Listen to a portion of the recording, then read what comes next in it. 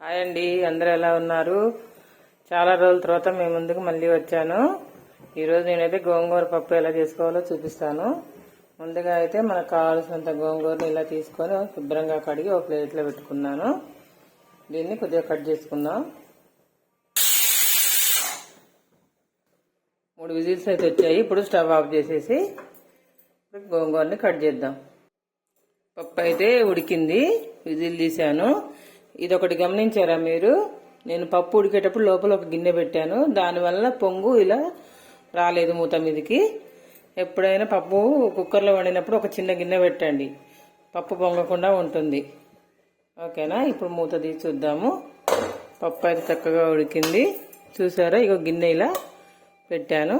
ఈ వాటర్ ఇందులోనే పోసేసి ఇప్పుడు దానికి కావాల్సినవి వేసిద్దాం. పప్పులో కొద్దిగా పసుపు, 1 చెంచా కారము, 1 చెంచా ఉప్పు. ఇవి కరెక్ట్గా సరిపోతాయండి. 2 టీ తాగే గ్లాసులతో పోసా పప్పు నేను. కరెక్ట్గా ఈ కొలతో సరిపోతాయి వాటికి పర్ఫెక్ట్గా. అలాగే 1 ఉల్లిగడ్డ, 4 పచ్చిమిర్చి కట్ చేసి ఇలా వేస్తున్నా. ఇప్పుడు మనం ముందుగా శుభ్రం చేసి కడిగి పెట్టుకున్న గోంగూర, ఎర్ర గోంగూర అంటారండి దీన్ని. గుంటూరు గోంగూర కూడా అని అంటారు, కానీ చాలా రుచి ఉంటుందండి పప్పు మాత్రం.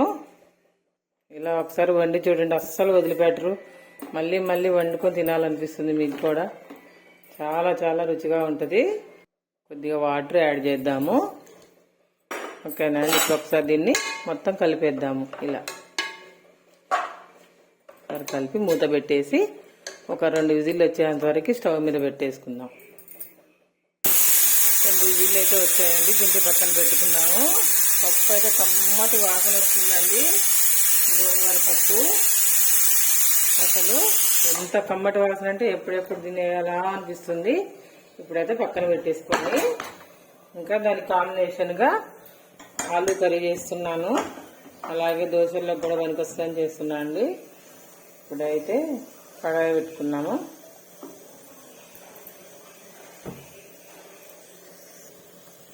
కడాయి అయితే వేడెక్కింది. 2 పావుల ఆయిల్ అయితే వేస్తున్నా. నూనె అయితే వేడెక్కింది. జీలకర్ర, ఆవాలు, కొన్ని ఎండుమిర్చి గింజలు వేస్తున్నా. అలాగే ఉల్లిగడ్డ, పచ్చిమిర్చి,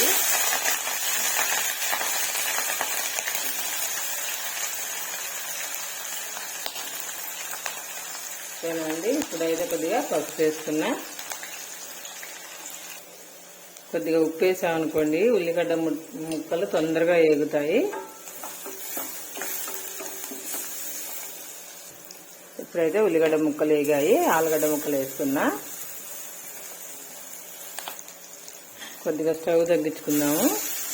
తగ్గించుకొని ఇలా ముక్కలు అన్ని పక్కన కలిపేసి మూత పెడితే 5 నిమిషాల్లో రెడీ అవుతుందండి. ఆలుగడ్డలు ముందుగా ఉడకబెట్టాను.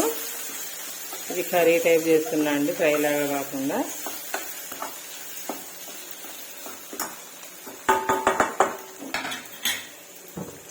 ఇప్పుడు మూత పెట్టేసి స్టవ్ తగ్గించి ఒక 5 నిమిషాలు స్టవ్ మీద పెట్టేద్దాము.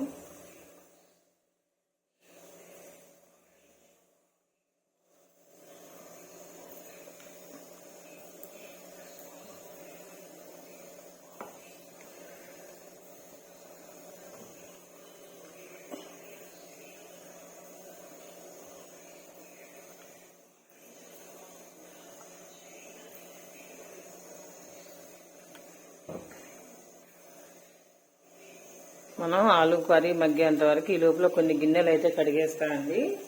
శుభ్రంగా కడిగేస్తాను.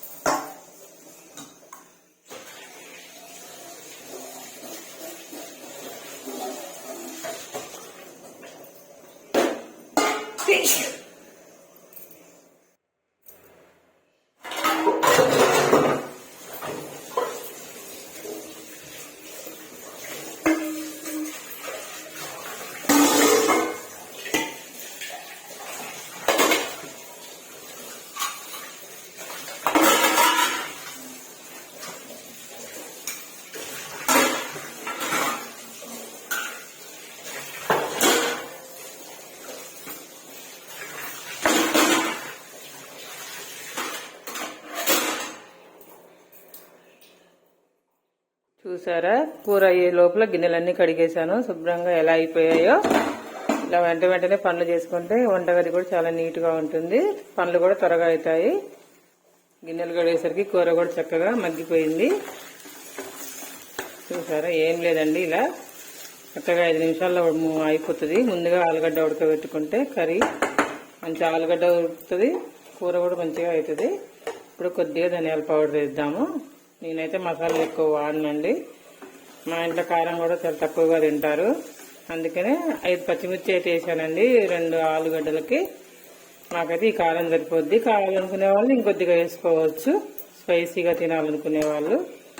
ఓకేనా అండి, జస్ట్ ఒక 2 మినిట్స్ నుంచి దించేద్దాము.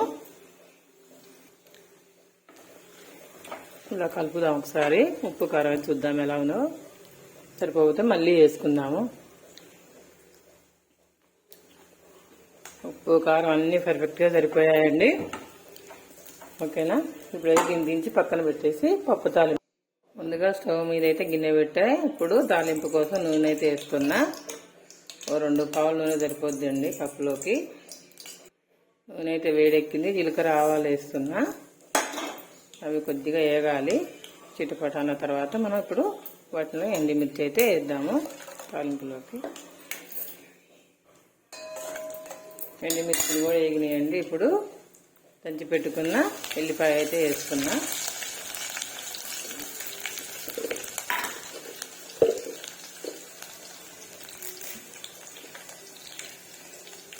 ఇప్పుడు కరివేపాకు వేసుకున్నా.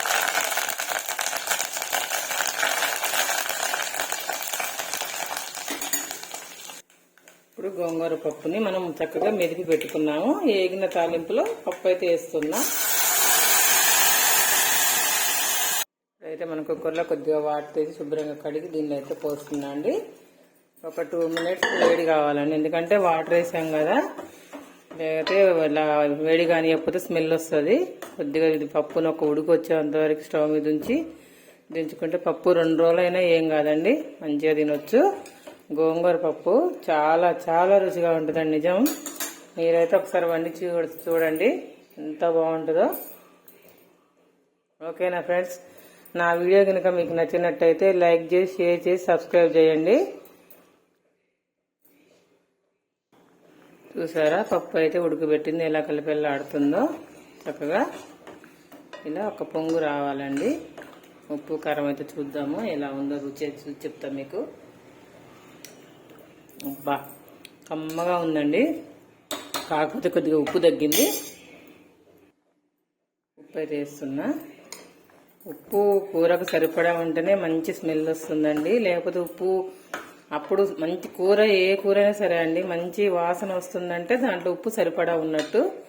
మంచి స్మెల్ రావట్లేదు అంటే ఉప్పు తక్కువగా ఉన్నట్టు అండి. ఓకేనా అండి, రైస్ అయితే కుక్కర్లో పెట్టాను. పప్పు, గోంగూర పప్పు, ఆలు ఫ్రై అయితే చేశాను. ఈ రోజు వరకు అయితే నా వంట పూర్తయినట్టే అండి. ఓకేనా, bye friends, bye, thank you.